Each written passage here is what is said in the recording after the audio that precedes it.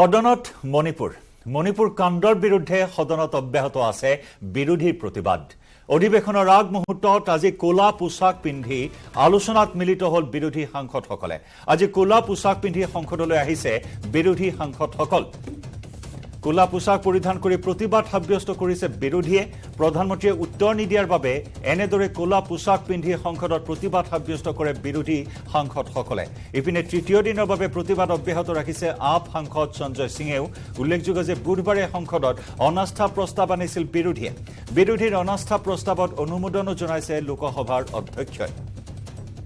আজি কোলা পোছাক পৰিধান কৰি আহিছে বিৰোধী সাংসদসকলে। মণিপুৰ কাণ্ডৰ বিৰুদ্ধে সংসদৰ প্ৰতিবাদ অব্যাহত আছে। সদনত হুলস্থুল অব্যাহত আছে। সংসদৰ বৰ্ষাকালীন অধিৱেশন এই মুহূৰ্তত উত্তপ্ত হৈ উঠিছে। মণিপুৰ কাণ্ডক কেন্দ্ৰ কৰি প্ৰতিদিনেই হুলস্থুলীয়া পৰিৱেশ। অধিৱেশনৰ আগ মুহূৰ্তত আজি কোলা পোছাক পিন্ধি আলোচনাত মিলিত হয় বিৰোধী সাংসদসকলে। আজি কোলা পোছাক পিন্ধি সংসদলৈ আহে বিৰোধী সাংসদসকল। কোলা পোছাক পৰিধান কৰি প্ৰতিবাদ সাব্যস্ত কৰিছে। এটাই দাবী, প্ৰধানমন্ত্ৰীয়ে উত্তৰ দিব লাগিব। অধিৱেশন আৰম্ভণিৰ দিনটোৰ পৰাই এই দাবীত অটল হৈ আছে বিৰোধী। মণিপুৰ কাণ্ডৰ উত্তৰ দিব লাগিব প্ৰধানমন্ত্ৰীয়ে। 2 बजे तक के लिए स्थगित की जाती है। प्रश्नकाल क्वेश्चन 161। आप सदन नहीं चलाना चाहते, प्रश्नकाल जैसे समय का आप उपयोग नहीं करना चाहते। इस समय महत्वपूर्ण समय होता है। मेरा आपसे आग्रह है कि सदन को चलाएं, सदन पर प्रश्नकाल पर आप चर्चा करें, सरकार की जवाब देते करें। मैं गंभीर मुद्दों पर चर्चा नहीं करना चाहते। सदन की कार्रवाई आज 2 बजे तक के लिए स्थगित की जाती है। देखिए, ये काला कपड़ा प्रधानमंत्री मोदी जी के अहंकार के खिलाफ है। जब देश जल रहा है, जब मणिपुर विभाजित हो गया है, तो प्रधानमंत्री को अपनी छवि की पड़ी है। अपने अहंकार को वो ज़्यादा महत्व देते हैं। उस अहंकार को तोड़ने का काम आज हम कर रहे हैं। प्रधानमंत्री मणिपुर के लोगों के घाव पर नमक छिड़क रहे हैं। जिस समय हम बोल रहे हैं कि वो मणिपुर जाके देश की व्यवस्था को संभाले, राष्ट्र सुरक्षा के हित में काम करे, वो यहाँ पे भाषणबाजी में लगे हुए हैं। तो इसी से साफ जाहिर होता है कि भारत के इतिहास में हमें पहली बार एक ऐसा प्रधानमंत्री मिल रहा है जब देश के किसी कोने में आग लगी हुई है तो वो देश के राजधानी में अपने ही भाषण में मग्न हो चुके हैं। ये प्रधानमंत्री की संवेदनहीनता को दर्शाता है कि देश का एक हिस्सा जल रहा है, वहां बलात्कार की, लूट की, आगजनी की घटनाएं हो रही हैं, हत्याएं हो रही हैं, दरिंदगी और हैवानियत हो रही है। और अभी भी हमारे प्रधानमंत्री को 2024 में कैसे वापस आएंगे इसकी चिंता सता रही है। सत्ता की इतनी भूख होना अच्छी बात नहीं है। आपको इस समय सिर्फ और सिर्फ चिंता होनी चाहिए मणिपुर की। वो हमारा बॉर्डर स्टेट है। अगर वहां पर आपने शांति की बहाली नहीं की तो देश के एक हिस्से में बर्बादी कायम हो जाएगी, और बर्बादी हो चुकी है। तो उनको कोई फर्क ही नहीं पड़ रहा है। यहाँ सदन के अंदर पूरी टीम इंडिया, जो विपक्षी दल है, वो कह रहे हैं कि साहब आइए और सदन में जवाब दीजिए। वो बोलने के लिए तैयार नहीं। एक दिन बोलते हैं तो कहते हैं इंडिया की तुलना वो आतंकवादी संगठन से करते हैं, दूसरे दिन बोलते हैं तो 24 की। There should be a confidence among opposition parties, confidence among each other. तो बाद में लोगों के कॉन्फिडेंस के बारे में बात करें। लोगों के बारे में, मोदी जी के बारे में लोगों का जो कॉन्फिडेंस है, ये तो जो है लोग ने 2014 में दिखाया, 2019 में दिखाया, और 2024 में भी लोग मोदी जी का विश्वसनीयता, क्रेडिबिलिटी क्या है वो दिखाएंगे। तो नो कॉन्फिडेंस मोशन मूव करने से और काला कपड़ा पहन के आने से कुछ नहीं होगा। बाद में काला कपड़ा पहन के ही घूमना पड़ेगा। सर, मल्लिकार्जुन खड़गे ने कहा है कि जो उन्होंने अमित शाह जी ने चिट्ठी लिखी थी उसका जवाब देते हुए कहा है कि सरकार की कथनी और करनी में फर्क है। प्रधानमंत्री जी उनकी अपोजिशन की तुलना टेररिस्ट ऑर्गेनाइजेशन से करते हैं। देखिए, प्रधानमंत्री जी ने जो कहा है उसके बारे में ऑलरेडी हमने कमेंट किया है। बार बार वही बोलने का जरूरत नहीं है। लेकिन इससे पहले भी एक भी गृह मंत्री उधर 3 दिन आके न, उधर मणिपुर में जब भी ऐसे घटना हुआ है, एथनिक वायलेंस हुआ है, नहीं गए थे। हमारे गृह मंत्री 3 दिन जाके उधर बैठे थे। हमारे एमओएस होम 23 दिन के लिए 23 डेज ही वॉज देयर। और हम ये पूछने से पहले हमारे पार्टी के जो संबंधित एमपी थे नॉर्थ ईस्ट के, वो भी मांग रहे हैं कि चर्चा चाहिए। उसी दिन हमने बता दिया है कि हम चर्चा चाहते हैं। नॉर्थ ईस्ट के सभी एमपीस जाके कल चेयरमैन साहब से मिले हुए हैं। चेयरमैन साहब को रिक्वेस्ट किया है, हम चर्चा चाहते हैं। तो सरकार भी कह रहे हैं आपको क्या प्रॉब्लम है, आपका एक एमपी भी नहीं है नॉर्थ ईस्ट के, हमारा सब नॉर्थ ईस्ट के एमपी चर्चा चाह रहा है। तो वो नॉर्थ ईस्ट एमपीस को आप पार्लियामेंट में भी अपमान करने का कोशिश कर रहे हैं। तो लोग ये सब देख रहे हैं। राज्यसभा के सभापति से मिले भी राज्यसभा उत्तर पूर्व के सांसद और कहा कि नियम के तहत अल्पकालिक चर्चा कराएं। अगर राज्यसभा के सभापति हाँ वो तो सर ने बोल दिया तो हो गया, अभी बोल दिया हूँ। सर राज्यसभा में कांग्रेस ने व्हिप जारी कर दिया है, क्या उनको लग रहा है कोई बिल आप आगे एकाएक लेकर चलाएंगे? नहीं, हम एकाएक नहीं, हमारा पूरा बहुमत है। हमको नियम और कानून के अनुसार जिस टाइम लाना है वही टाइम लाएंगे। सर प्रधानमंत्री ठीक भाई, सब कुछ इसलिए भी महत्वपूर्ण है कि ये इसलिए नहीं लाया गया है कि मोदी जी हम आपको पसंद नहीं करते।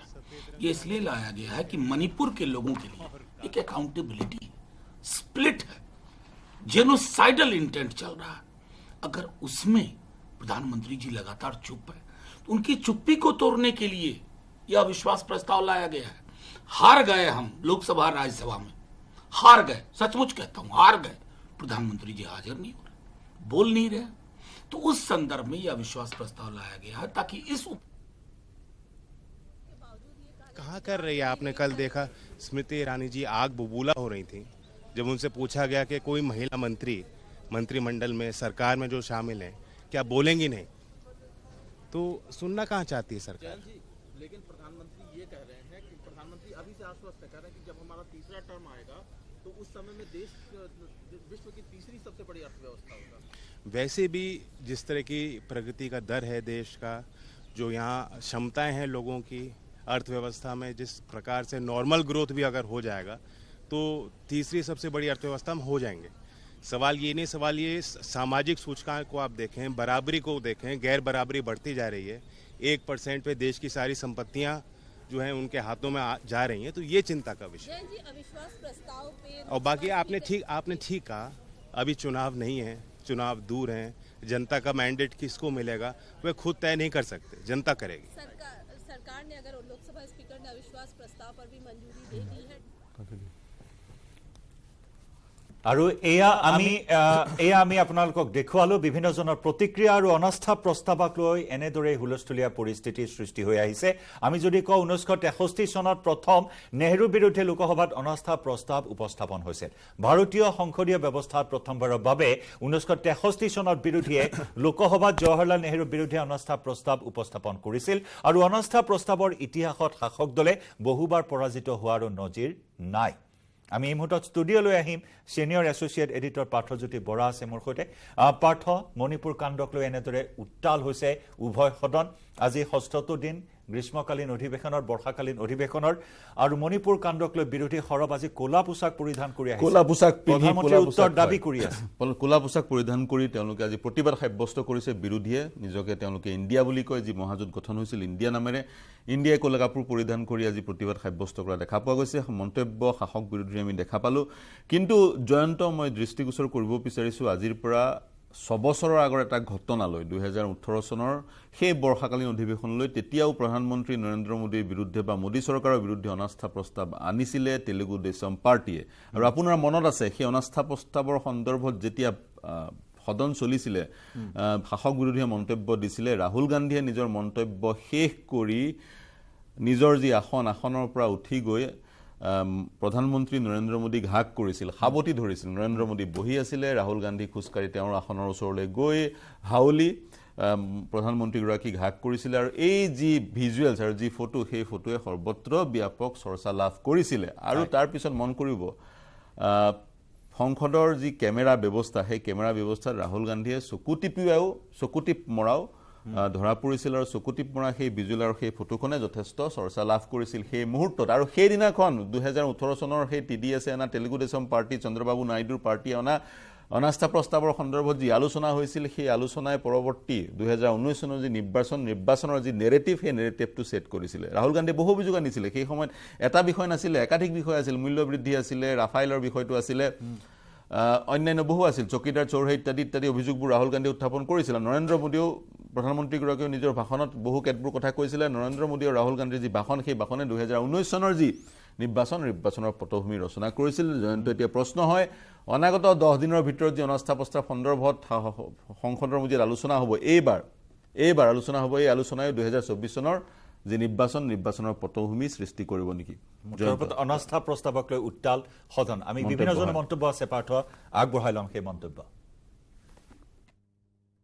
करते हैं वो क्या करते हैं राजनीति करते हैं अशोक गहलोत जी मुझे पता है मैं 2-3 प्रोग्रामों में था वो सरकारी कार्यक्रमों में भी राजनीति करते हैं उनको राजनीति करने की आदत पड़ गई और वो इस प्रोग्राम में भी राजनीति कर रहे हैं देखिए सीकर आकर के प्रधानमंत्री किसान सम्मान निधि के माध्यम से किसानों को राशि ट्रांसफर कर रहे हैं ये तो अच्छी बात है ना उनको स्वागत करना चाहिए दूसरा जो फर्टिलाइजर के लिए इतना बड़ा काम हो रहा है उसकी लॉन्चिंग सीकर से हो रही है राजस्थान से उनको स्वागत करना चाहिए गुड गवर्नेंस और डेवलपमेंट का तो स्वागत करो बाकी राजनीति करने के लिए अलग प्लेटफॉर्म बहुत हैं ये प्लेटफॉर्म का यूज करना अशोक गहलोत का ठीक नहीं है धन्यवाद